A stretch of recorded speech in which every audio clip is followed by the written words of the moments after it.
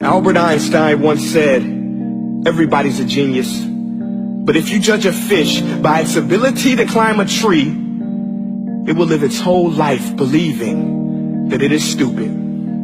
Ladies and gentlemen of the jury, today on trial we have modern day schooling. Glad you could come. Not only does he make fish climb trees, but also makes them climb down and do a 10-mile run. Tell me, school, are you proud of the things you've done?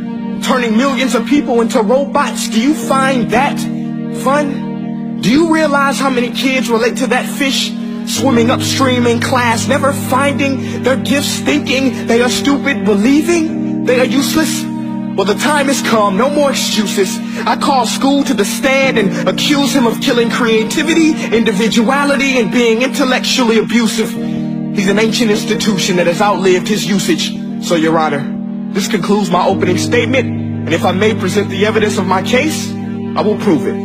Proceed. Exhibit A. Here's a modern-day phone. Recognize it? Here's a phone from 150 years ago. Big difference, right? Stay with me. Here's a car from today, and here's a car from 150 years ago. Big difference, right? Well, get this. Here's a classroom of today, and here's a class we used 150 years ago. Now, ain't that a shame? In literally more than a century, nothing has changed. Yet you claim to prepare students for the future? But with evidence like that, I must ask, do you prepare students for the future or the past? I did a background check on you and let the record show that you were made to train people to work in factories, which explains why you put students in straight rows, nice and neat, tell them sit still, raise your hand if you want to speak, give them a short break to eat, and for 8 hours a day, tell them what to think. Oh, and make them compete to get an A. A letter which determines product quality, hence grade A of meat. I get it. Back then, times were different. We all have a past. I myself am no Gandhi. But today, we don't need to make robot zombies. The world has progressed. And now we need people who think creatively, innovatively, critically, independently, with the ability to connect. See, every scientist will tell you that no two brains are the same.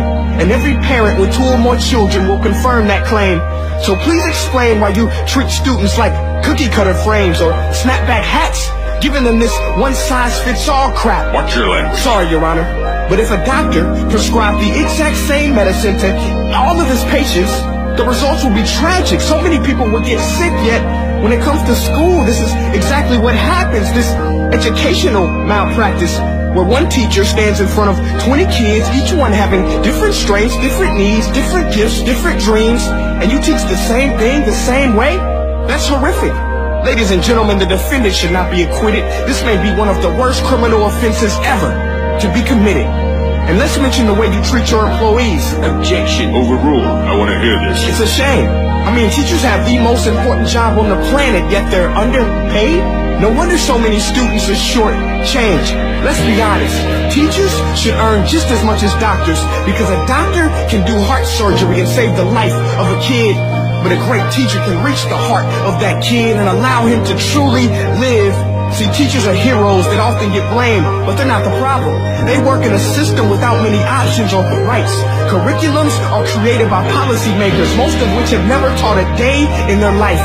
Just obsessed with standardized tests. They think bubbling in a multiple choice question will determine success. That's outlandish. In fact, these tests are too cruel to be used and should be abandoned, but don't take my word for it. Take Frederick J. Kelly, the man who invented standardized testing, who said, and I quote, "These tests are too cruel to be used and should be abandoned." Ladies and gentlemen of the jury, if we continue down this road, the results will be lethal. I don't have much faith in school, but I do have faith in people. And if we can customize healthcare, cars, and Facebook pages, then it is our duty to do the same for education, to upgrade and change and do away with school spirit, because that's useless. Unless we're working to bring the spirit out of each and every student, that should be our task. No more Common Core. Instead, let's reach the core of every heart in every class. Sure, math is important, but no more than art or dance. Let's give every gift an equal chance. I know this sounds like a dream, but countries like Finland are doing impressive things. They have shorter school days. Teachers make a decent wage. Homework is non-existent, and they focus on collaboration instead of competition. But here's the kicker, boys and girls. Their educational system outperforms every other country in the world. Other places like Singapore are succeeding rapidly. Schools like Montessori, programs like Khan Academy, there is no single solution. But let's get moving, because while students may be 20% of our population, they are 100% of our future. So let's attend to their dreams, and there's no telling what we can achieve. This is a world in which I believe, a world where fish are no longer forced to climb trees. I rest my case.